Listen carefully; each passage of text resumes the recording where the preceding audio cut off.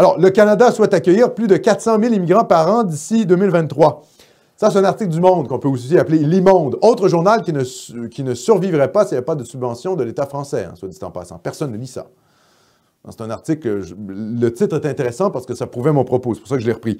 1 200 000 nouveaux arrivants au Canada d'ici 2023. Cet objectif que le gouvernement libéral de Justin Trudeau s'est fixé dans son nouveau plan triennal en matière d'immigration.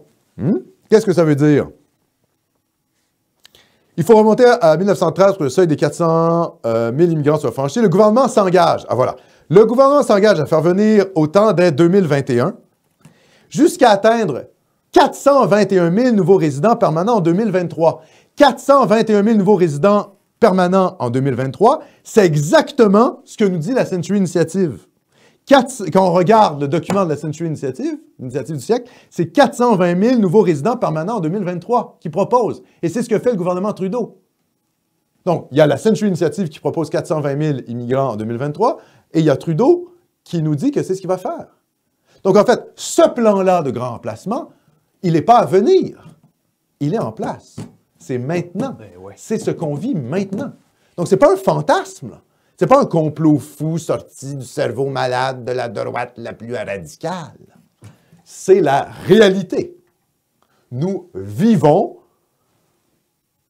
une sorte de folie cosmopolite, hein, la mise en place d'un laboratoire cosmopolite mondial, post-national. Je rappelle que Justin Trudeau a dit que le Canada était le premier pays post-national de la planète, au nom de cette espèce d'utopie messianique cosmopolite des élites canadiennes. Et quelle est la place pour la survie de la nation française d'Amérique dans ce projet-là? Nulle part. Le site de cet organisme, l'initiative du siècle, n'est même pas traduit en français. Le Century Initiative.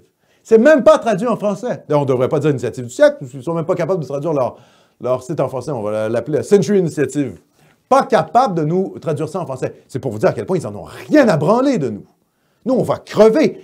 Et d'ailleurs, je vais vous dire un truc. C'est une stratégie aussi pour tuer le séparatisme québécois. Certes, les Canadiens anglais se suicident eux-mêmes par le remplacement démographique. Mais aussi, ils tuent le séparatisme québécois parce qu'ils disent on va noyer les Canadiens français sous des hordes et des hordes et des hordes et des hordes et des hordes d'étrangers. Et finalement, la cause indépendantiste va s'effondrer puisque ces étrangers-là vont adhérer au multiculturalisme canadien et vont finalement vont pas du tout rejoindre la cause séparatiste. C'est les Canadiens français qui portent la cause séparatiste. Les immigrants n'ont rien à foutre de l'indépendance du Québec. Historiquement, ils votent de l'ordre de 80-90 % pour le non, le référendum. On leur a pas expliqué, Alex. Non, ben on leur a expliqué. Ils ont compris qu'on était des connards, puisque finalement, leur intérêt à eux, c'est le Canada post-national. Ben oui. Et écoutez, vous êtes accueillis dans un pays anglo-saxon. Et là, il y a une petite minorité nationale franco-catholique qui vous dit « Hey, rejoignez-nous ». Les immigrants vous regardent, les Canadiens français. Ils regardent les Canadiens français, ils vous disent « Oui, mais vous êtes en position de faiblesse face à l'Empire américain, à la langue anglaise. On est en Amérique du Nord. Moi, je suis ici pour vivre le rêve américain, bon, le rêve canadien, quoi. Le rêve canadien, c'est le rêve américain avec l'assurance médicaments et l'assurance santé. Hein, c'est ce que c'est. Bon, oui. Voilà. Il y a Oui. moins de flingues. Puis plus de social-démocratie. Ouais, puis il y a moins de culture. Oui, il y a moins de culture. Ouais, c'est vrai. Voilà. Alors, mais c'est ça le rêve canadien. Donc, l'immigrant, qu'est-ce qu'il fait? Mais il se joint aux anglo-saxons. C'est eux qui dominent. Et c'est la langue de l'argent. Donc, ils vont du côté de la langue de l'argent. Et les pauvres petits Canadiens français qui disent « Oh, rejoins-moi dans ma lutte nationale pour vaincre l'Empire britannique. » Mais il a l'air ridicule, vous comprenez? Pour l'immigrant, il n'en a rien à foutre, lui, de la race française d'Amérique, de sauver l'Amérique française. Donc, il se joint aux anglo-saxons. Donc, nous, si on est noyé sous des masses et des masses d'immigrants, ben, c'est la fin, quoi. Donc, en même temps que le Canada fait croître sa population avec son utopie post-nationale, ben, il détruit toute possibilité aux séparatistes québécois d'un jour faire l'indépendance. Donc, c'est donnant-donnant. Les élites canadiennes ne sont pas si connes que ça. C'est de la folie, hein, selon moi. Mais, voilà. Et puis aussi, ils vont faire... Ils vont faire de l'immigration choisie. Ils vont choisir des gens qui ont des diplômes le plus possible. Le plus possible. Ils pourront peut-être pas 1 million par année, c'est beaucoup, là.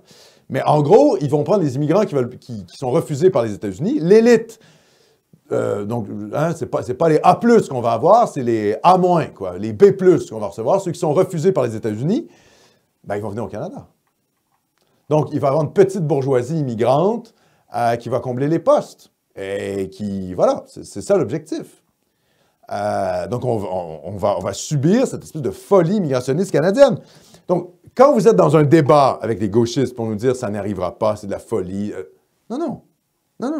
Le Canada est en train d'appliquer le programme de la Century Initiative. C'est pas de la folie, c'est pas un complot, c'est pas une conspiration, c'est une réalité démographique. Et là, on a un premier ministre, ancien premier ministre soi-disant conservateur, qui en parle.